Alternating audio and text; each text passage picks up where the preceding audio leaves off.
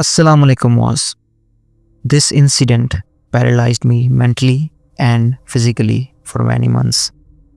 Even today, remembering this incident sends a wave of fear through my body. This incident is from the 2021 coronavirus times. As soon as the lockdown was imposed in Karachi, I, as per habit, packed my luggage and set out to talk to the mountains. It has always been a habit of mine that whenever I am sad or feeling that I need self treatment now, I set out to the mountains for camping. My companions on the journey are a few books and my best friend, the Holy Quran. To go to the north side during Corona, there was many travel restrictions and lack of public transport. So my intention was now to go to the Kohe Chiltan Valley in Quetta, the capital of Balochistan, Pakistan, about which it is a very famous among local that a mountain couple here had no children, so a saint put 40 pebbles in that woman's lap, from which 40 children were born, and the husband, troubled by the poverty, killed them all, or they all killed each other, or one child killed the other 39. Anyway, these stories were famous among locals, and I don't believe in these things, nor should one, because these things have no relation to reality, and it is said that due to this, those 40 children's soul wander in that Kohe Chiltan. Now, mention of the souls. Souls from our Islamic point of view doesn't exist in that way. Anyway, I set out thinking it's all lies, made up stories. After taking lifts, traveling by local transport, I reached Quetta, spent a night in a hotel, then next morning, without waiting, bought essentials from the market, and after agreeing on money with our local, set out for Kohel Chiltan. It was agreed that he would come up to pick me in 2 days from the same spot he was leaving me. However, he told me that the area is not good. Even locals don't go there. I asked, why? Why is there? So he told me, there are just hideouts there. Military operations happen daily. Besides, other entities are also there. That place is very desolate. Just mountains upon mountains for miles. So what will you do for 2 days? I told him that's exactly what I came here for. Anyway, he only cared about the money. He took it and left saying goodbye. This was afternoon time. When I started hiking upward, I thought jinns are one thing, but if there are really terrorist hideouts here, I will be in big trouble. Therefore, I decided not to go far and found a suitable spot right at the start, set up my camp, and started gathering bushes and wood so the night could pass. Around 5 p.m. in the evening, the sky started changing its mood. The weather was cold, but due to rain, it was perhaps going to get freezing now. Sensing the weather, I looked for a spot behind the mountains, and while searching around, found a place where there was a mountain or hang, and the mountain was slightly recessed. I wouldn't call it a cave, but there was a slight space inside the mountain. Let me tell you that there are many caves in Balochistan. Anyway, that place was perfect. I set my tent there with the fire. Now it was almost dark. Therefore, I used the method taught by my elders. Picked up sand and drew a line around the camp with Quranic verses for protection. Then came into the tent and started eating bread and jam for dinner. Inside the tent, there was a strange echo in that mountains.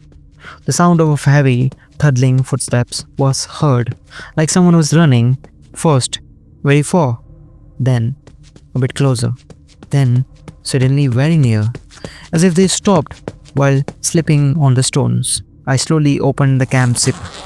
Total darkness outside, only the dying embers of the fire.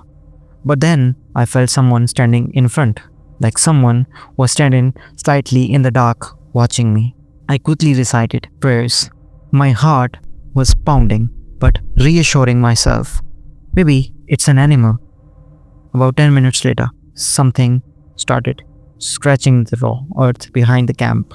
A light scratching sound, like someone was dragging something on fine sand. I became completely still. No animal could do this. An animal cannot scratch something. So, methodically, eventually, gathering courage, I picked up the torch, opened the zip, and looked out.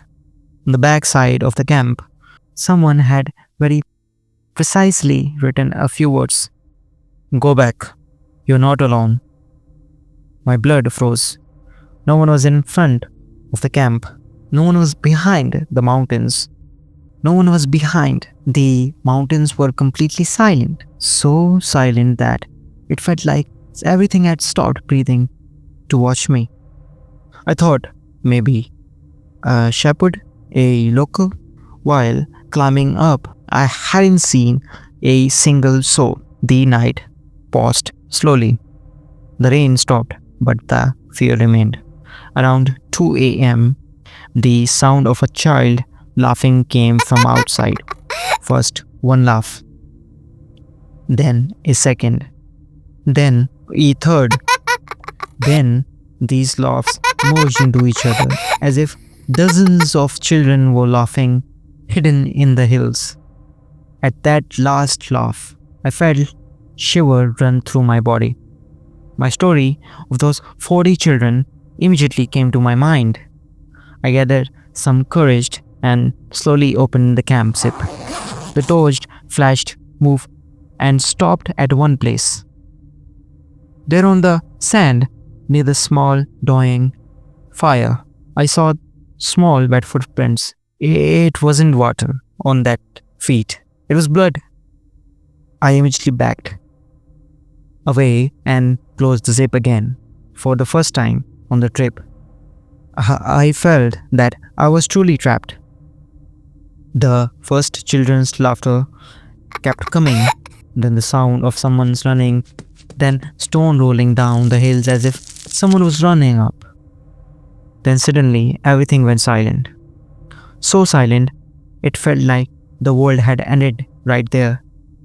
I was feeling all this when suddenly I started hearing children's voices again. 1, 2, 3. Hide, I'm coming. Like children were playing hide and seek, and I was their target. They will open the zip and catch me now. When they said 40 while counting, a gust of cold air came into the tent. With that gust came such a foul, rotting, corpse-like smell that I had felt never before. And someone's tiny hand patted the top of the tent loudly. I immediately started reciting the last two verses of Surah Tawbah, as if I was specifically instructed. As I read, the voices stopped, and then someone spoke in a very low voice outside the tent. Why have you come now?